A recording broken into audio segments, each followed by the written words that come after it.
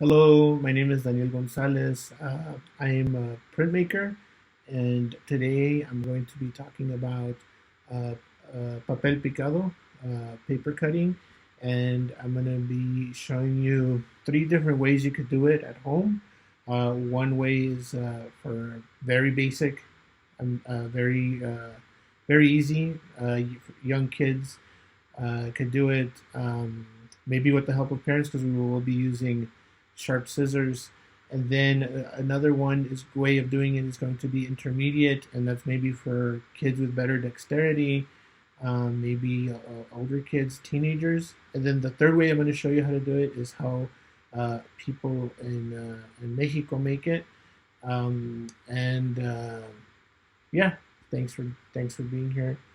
And that's what I'm going to be showing today. So before we started Papel Picado Workshop, I wanted to spend a few minutes just making a reflection, recalling, kind of like recounting the history of Papel Picado, right? Where its origins are from, where do its roots lie, and it's a really complicated story.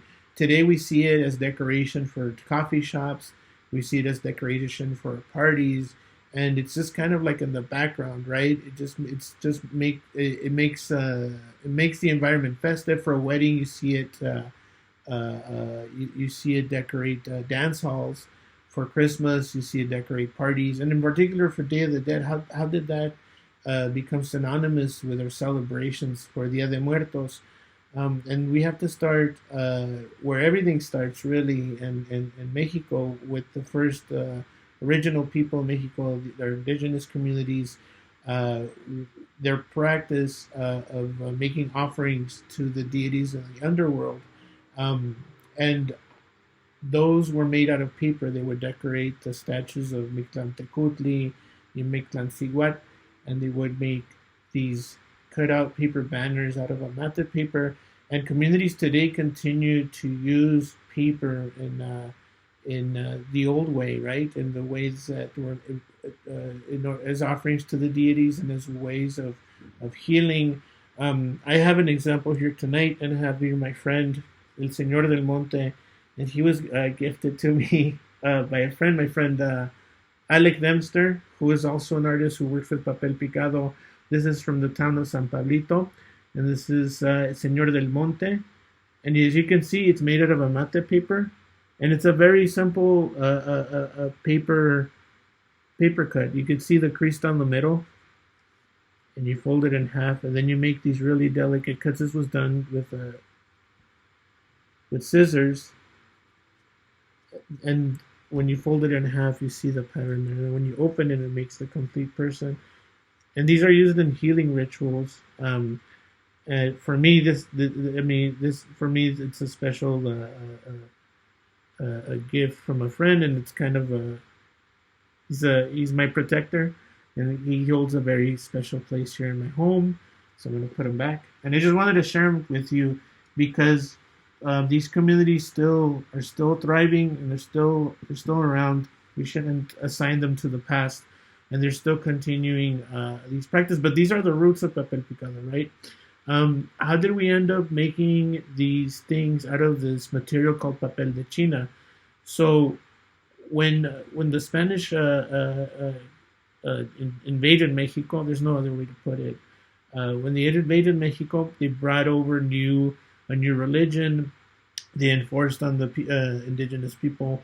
They colonized the indigenous people to celebrate Catholic festivities, and a way of decorating these festivities, a very inexpensive way, was using these cut paper banners. Right, the material papel de China came from Asia, came from China, and the patterns, the way of cutting these papers, actually influenced the Talavera patterns in Puebla.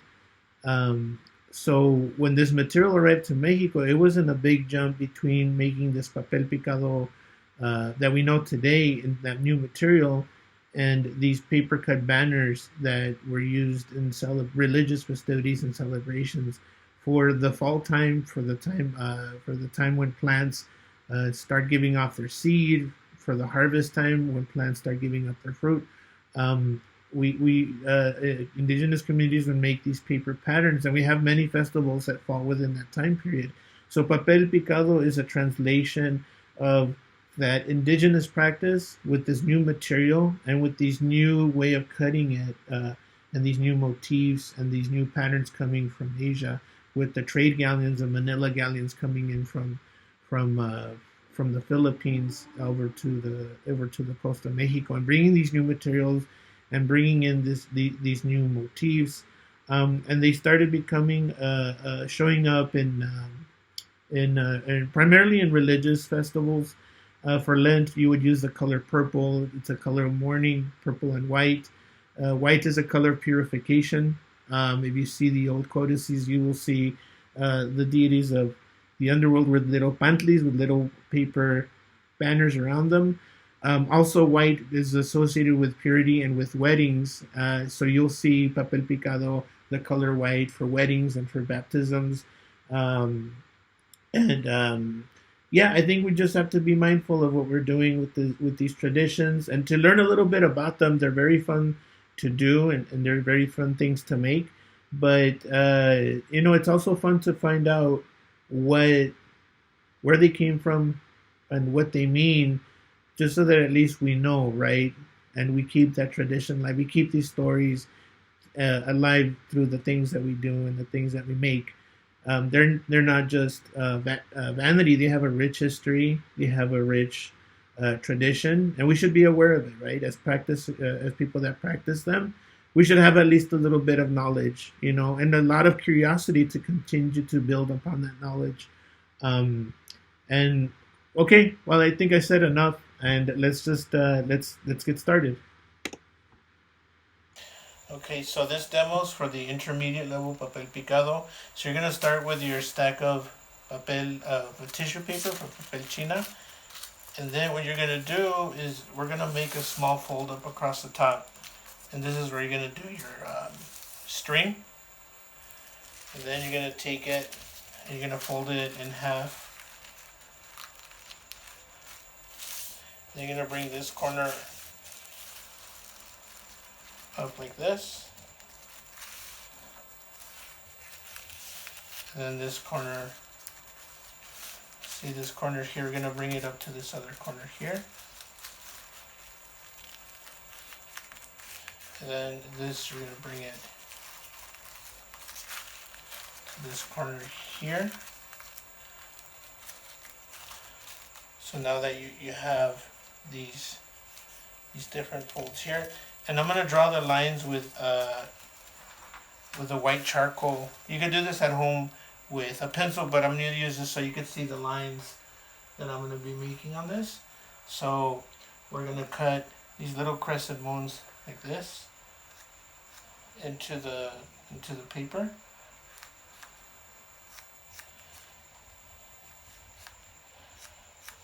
Right? Let me do another one there. And here, let me just show you that fold again. So your piece of paper is folded in half. And then I do it this way so that you keep track of these folds and you don't cut into them. So you're going to do that, right? You're going to take your scissors. And this doesn't have to be exact. So you're going to cut these little crescent moons that they come out like triangles. That's okay too. You just want to make sure that you cut and you get these little pieces of paper.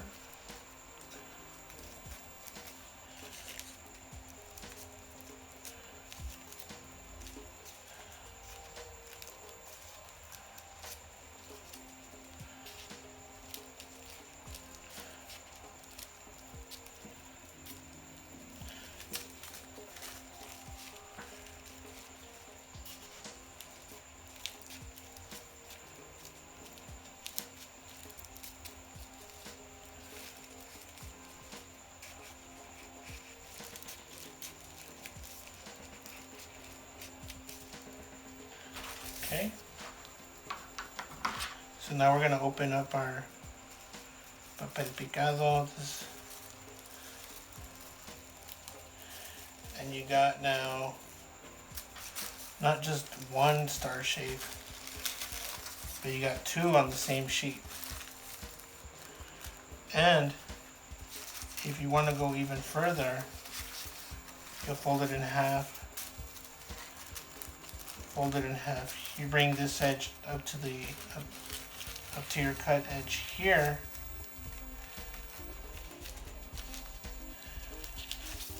Then fold it in half again this way. And here's our fold there. And by making a few cuts,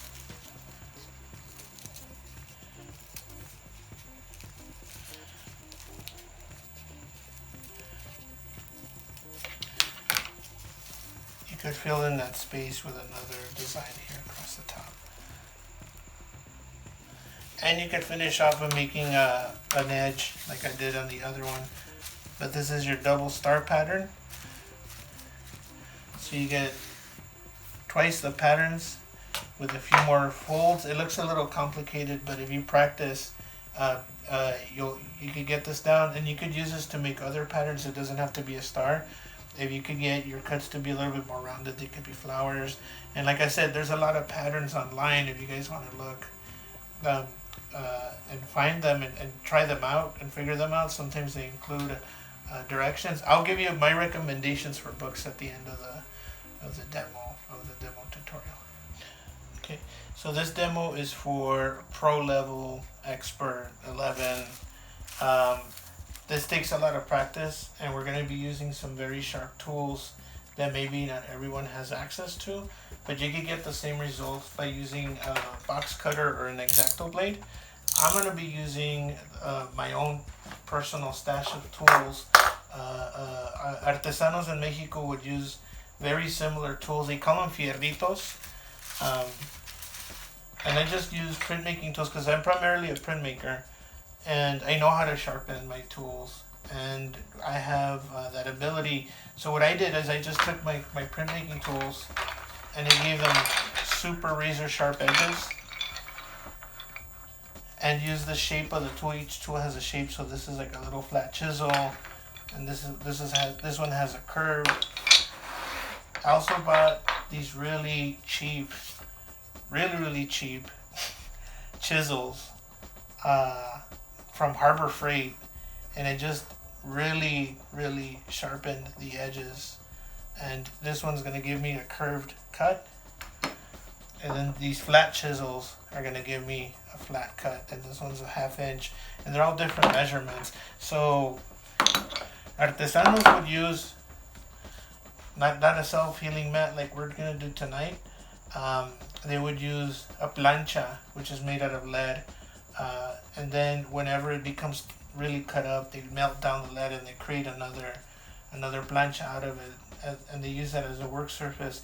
I'm going to recommend for everybody watching at home to really use one of these self-healing mats and not a piece of cardboard, because if you do decide to use an X-Acto blade, or if you have someone, or if you yourself know how to sharpen these tools to get this really sharp edge, what we're going to be doing is we're going to be punching through the paper with these tools. And if you're not using one of these self-healing mats, you're going to ruin a very nice dining room table. Or if you have like a piece of plywood, you could use that too, but I don't recommend it, because the tool, what's going to happen to it is going to get stuck, and then your work surface is going to be very uneven and very difficult to work at.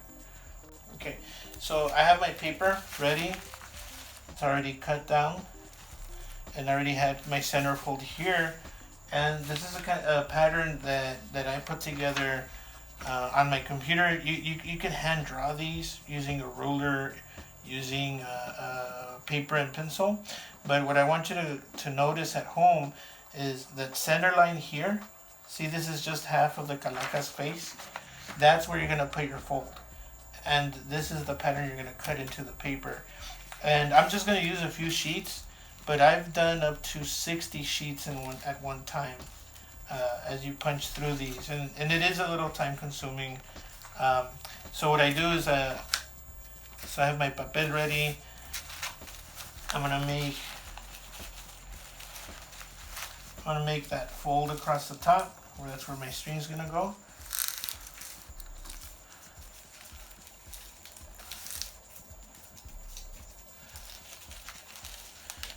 And then the fold across the center.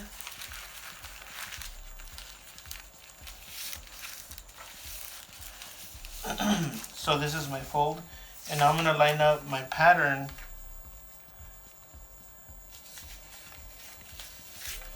so that the fold here lines up to the half of the calaca face here, right? So now that I got all that centered, I'm going to use a stapler to secure the design onto the papel. And what you do is you want to staple it outside of the design that you're going to be punching, so that way you don't end up with a staple in the way or a staple in your design, and then you have to tear the tissue paper to get the staple out. So that's pretty good. So everything's nice and flat, and I like to work from the edge of the paper out. And what I do, usually people use like a little hammer to punch down, but we don't have that many sheets, and I don't recommend doing too many sheets either. So this is maybe a little watered down from how artesanos would do it in Mexico, but it'll still give you an idea. So let's start by cutting out the nose. So I have this chisel here that has that nice rounded edge, and you just line it up. And all I do is I just press down by rocking the tool back and forth. Okay, now for the other little curve here, I have this little curved tool that I could use to cut that out. And we're going to cut right over that fold line. And then to finish off the curve, I have another chiseled little curved chisel. And you just punch it again. And I'm just pressing down. It doesn't take that much to punch all the way through these sheets, since it's not a lot.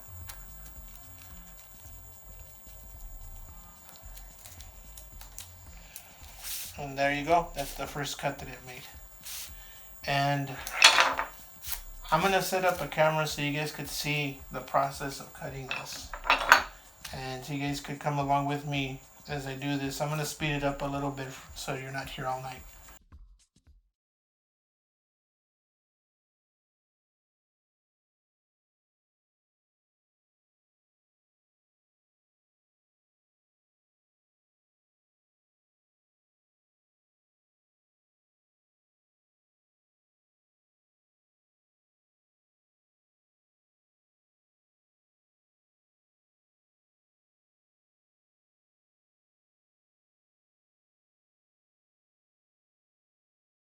So this is our final design, and this is pro level, the best pro level I could pull off. There's artesanos in the state of Puebla that do humongous pieces of papel picado that are absolutely beautiful, but this is my poor facsimile of that process. I told you that I have some recommendations for some books. If you guys ever want to get more acquainted with this art form, I recommend Mexican Paper Cutting, Simple Techniques for Creating Colorful Cut Paper Projects by Kathleen Trenchard. And then, of course, Making Magic Windows, Creating Papel Picado Cut Paper Art with Carmen Lomas Garza. And if you guys really want to get into paper cutting and different ways that beyond the papel picado, I recommend this book, Paper Cutting Contemporary Artists, Timeless Craft. It's a book published by Chronicle. And I have one last message, and I think it's only appropriate to send it through papel picado. Please vote.